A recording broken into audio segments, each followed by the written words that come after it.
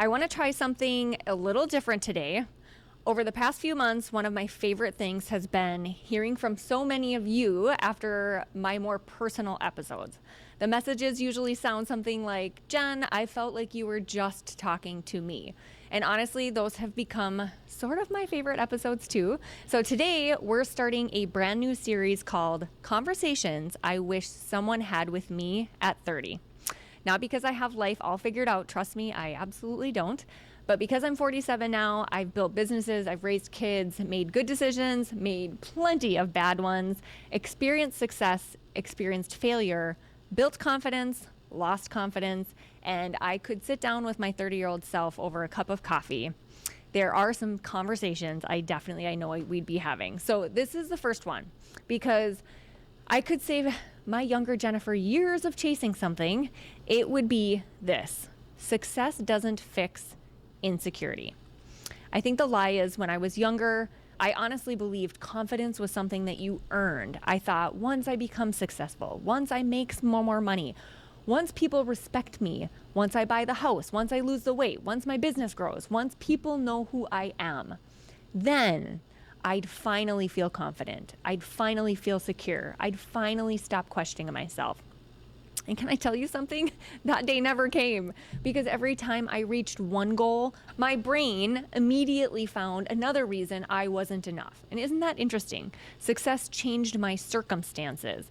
It didn't automatically change my self-talk. So have you ever noticed this? You pray for something, you work your tail off, you finally achieve it, and you celebrate for like maybe a day, maybe a week, and then you move to the next goalpost. Now it's, well, I'll feel successful when, does that sound familiar? I see this all the time, especially with ambitious women. We become addicted to the next achievement, not because we're greedy, because we quietly believe that maybe the next accomplishment is going to finally make us feel like enough.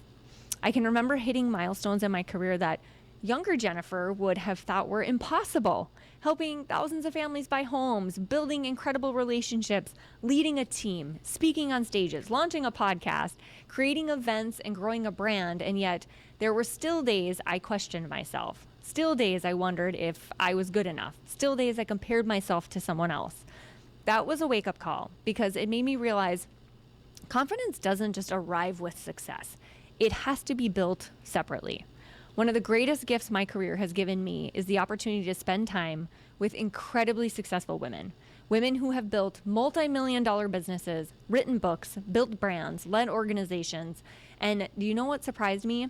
Almost every one of them has admitted at some point they questioned whether they belonged. They battled imposter syndrome. They wondered if they were enough. And that was comforting, not because I wanted them to struggle, but because I realized insecurity isn't a sign that you're failing. It's just part of being human. So if success doesn't create confidence, what does?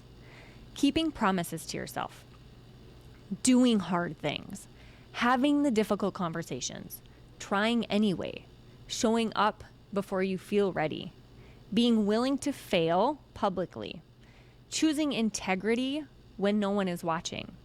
Confidence isn't something someone gives you, it's evidence. It's built every time you prove to yourself, I can trust me. And here's another lesson I wish someone had taught me. Don't borrow your worth from the things that can disappear. Your title can change, your income can change, your business can have a hard season, your kids grow up, your appearance changes, social media changes, algorithms change. And if your identity is attached to any of those things, your confidence rises and falls with them. That's exhausting. So instead, anchor your identity in your values, your character, your faith, your integrity, your generosity. Those things don't disappear.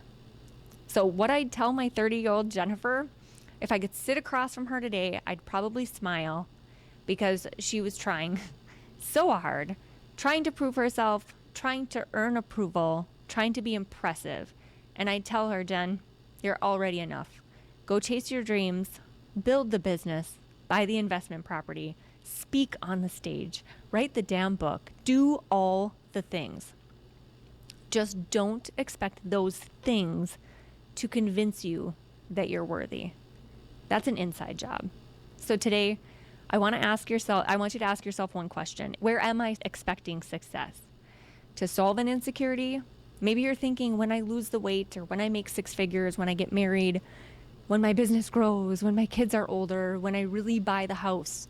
What if you actually started believing you were enough today? Not perfect, not finished, enough. Imagine how differently you'd chase your dreams. So friends, I'm so excited about this new series because these aren't financial lessons, they're life lessons. The kinds of conversations I genuinely wish someone had pulled me aside to have years ago. And next week, we're talking about another one that completely changed the way I think. The financial decisions that changed my life.